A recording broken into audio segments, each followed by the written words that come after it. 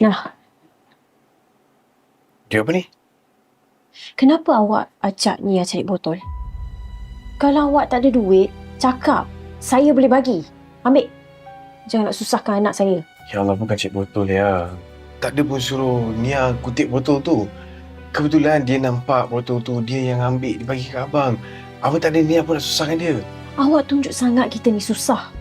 Sampai mama nak kena hantar makanan kat cucu-cucu dia. Memang mama nak hantar makanan kat cucu dia. Tak salah kan ya? Yelah, tapi saya tahu mama hantar makanan tu sebab dia ingat kita ni tak mampu. Tak rasa malu ke? Nak malu apanya? Itu kan mama, tu bukan orang lain.